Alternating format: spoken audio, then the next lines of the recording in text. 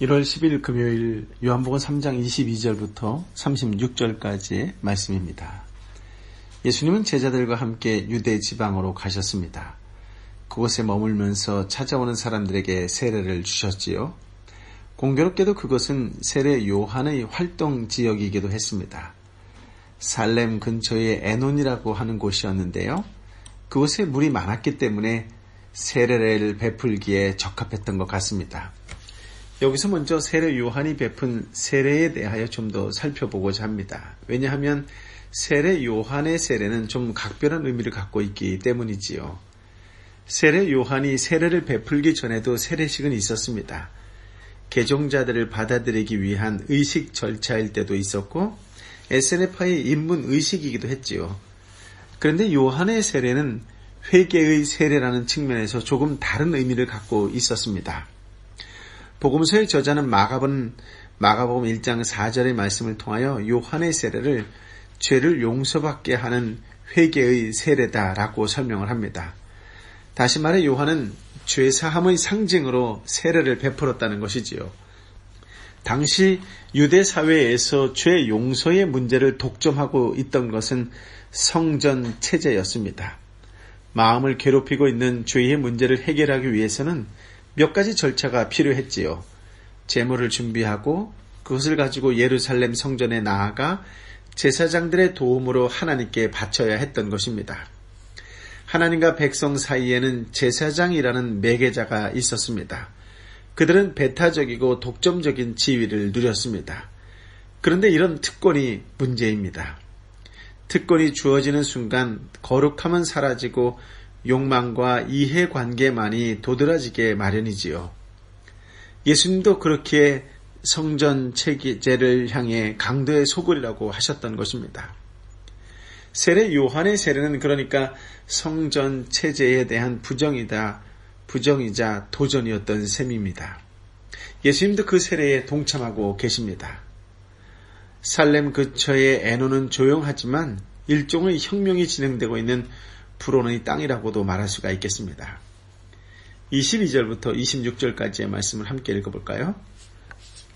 그 후 예수께서 제자들과 함께 유대 지방으로 가셔서 거기서 얼마 동안 제자들과 함께 머무르시며 세례를 주셨습니다.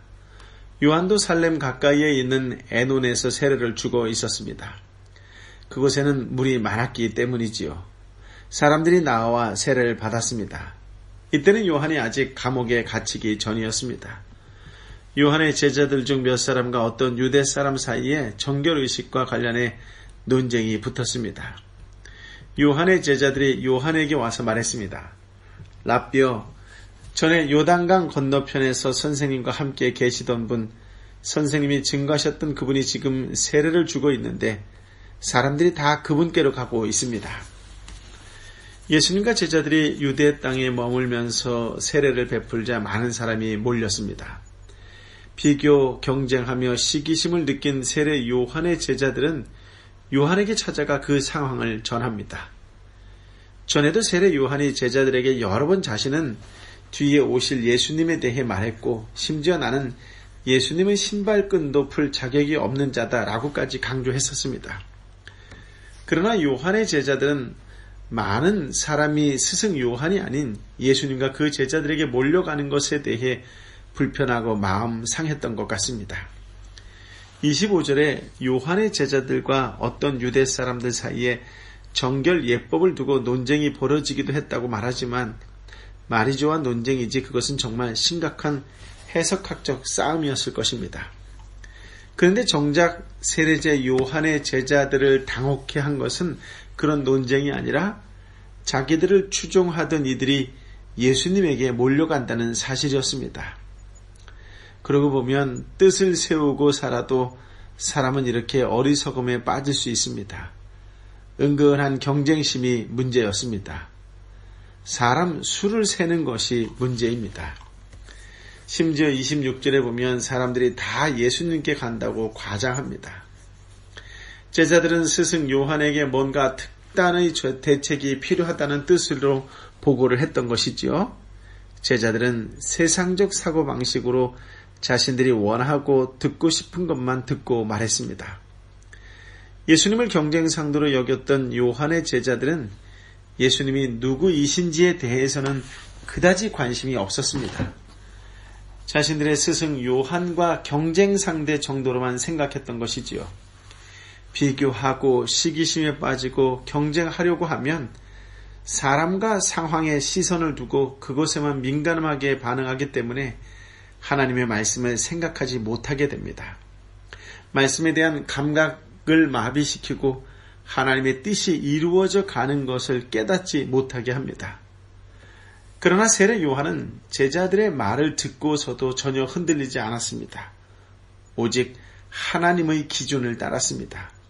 요한의 대답은 의외로 차분합니다. 27절, 28절인데요. 이 말에 요한이 대답했습니다.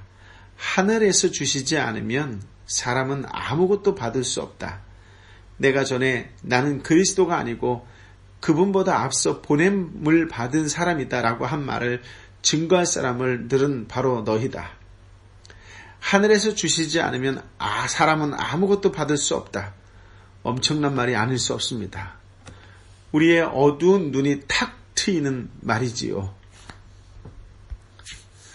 요한은 자기를 보내신 하나님을 신뢰했습니다.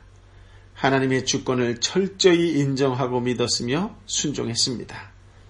하나님이 주신 정체성과 사명을 분명히 아는 자였습니다. 나는 그리스도가 아니고 그분보다 앞서 보냄을 받은 사람이다. 요한은 제자들에게 이것을 증언하라고 했습니다. 나는 아니다. 이 말 한마디를 할 수 있다는 것, 그것이 요한을 참 사람으로 만들어줍니다. 그래서 예수님은 요한을 가리켜 여인이 낳은 자 가운데 가장 큰 자라고 말씀하셨던 것입니다. 그는 자기 역할을 정확히 인식하고 있습니다. 하나님은 이런 사람을 통해 당신의 일을 하십니다. 세상을 푸르고 푸르게 바꾸시지요. 세례 요한의 말은 이제 한 걸음 더 나아갑니다. 29절, 30절 말씀인데요. 신부를 얻은 자는 신랑이다. 그러나 신랑의 친구는 신랑을 기다렸다가 신랑의 음성을 들으면 그 음성으로 인해 매우 기뻐한다. 나는 이런 기쁨으로 충만하다. 그분은 흥해야 하고 나는 쇠해야 한다. 세례 요한은 자기 자신을 신랑의 친구에 비유합니다.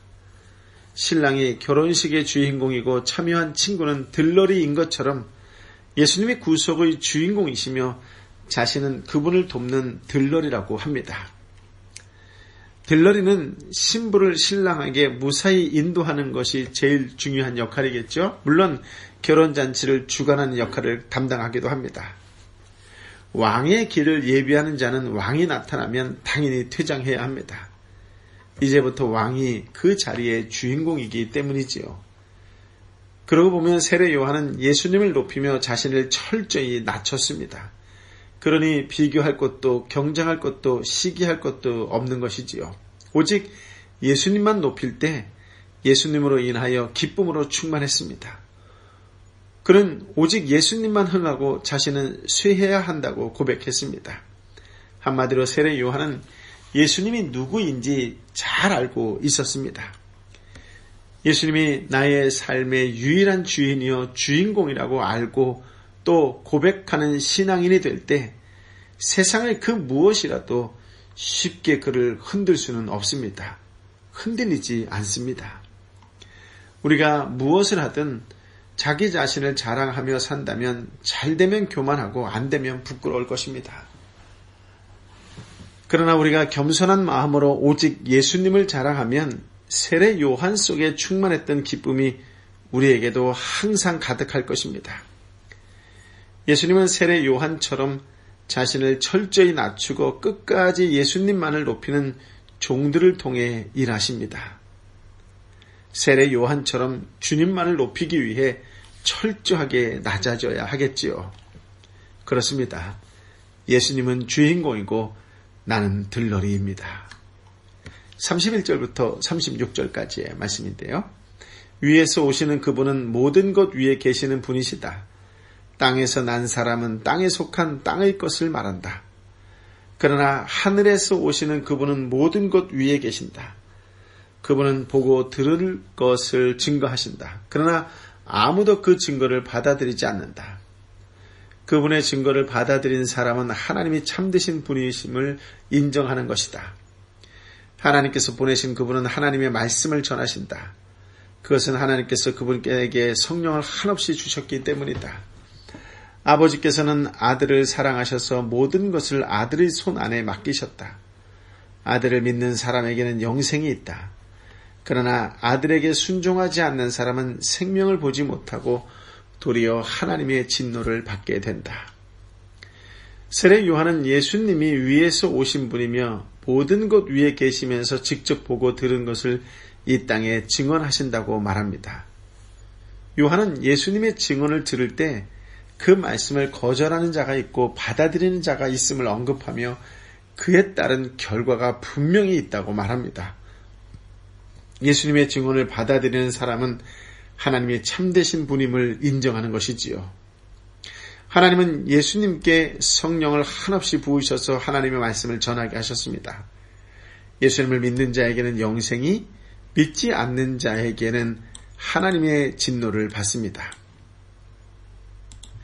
위로부터 오신 예수님의 말씀을 듣고 마음으로 믿으면 영생의 길을 갈 수 있습니다. 위로 오신 예수님의 증거를 받아 하늘의 관점에서 세상을 바라보시기 바랍니다.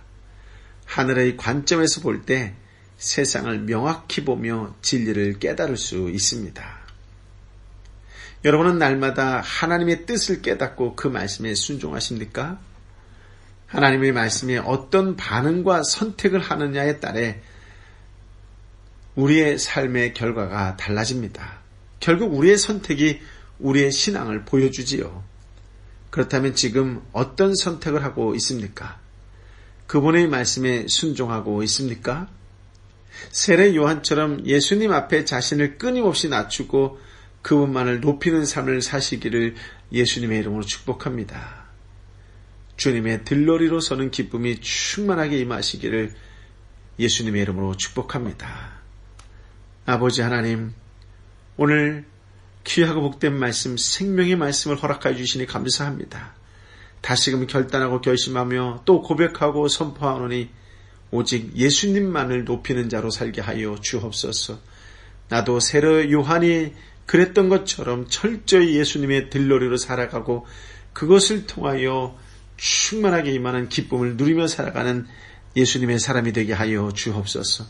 오늘도 세상 속에서 그 기쁨을 마음껏 나누어주는 축복의 통로의 삶이 될 수 있도록 성령이여 임하여 주옵소서.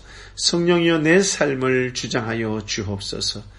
이제는 길이요 진리요 생명 되신 우리 주님 예수 그리스도의 은혜와 아버지 하나님의 크신 사랑과 성령 하나님의 위로역사 교통 충만하심이 오직 주님만을 높이고 주님의 들러리로 서는 기쁨이 충만하게 임하기를 간절히 원합니다라며 오직 예수님만이 나의 주님이요 오직 예수님만이 나의 주인공으로 선포하며 나아가는 하나님의 사람들 한 사람 한 사람 머리 위에 저들이 눈물로 함께 기도하는 3터와 1터의 사람들 머리 위에 특별히 아프고 힘들고 어렵고 지쳐있는 내 사랑하는 이웃과 열방의 선교사님과 선교지 위에 이제부터 영원토록 함께하여 주옵기를 간절히 축원하옵나이다.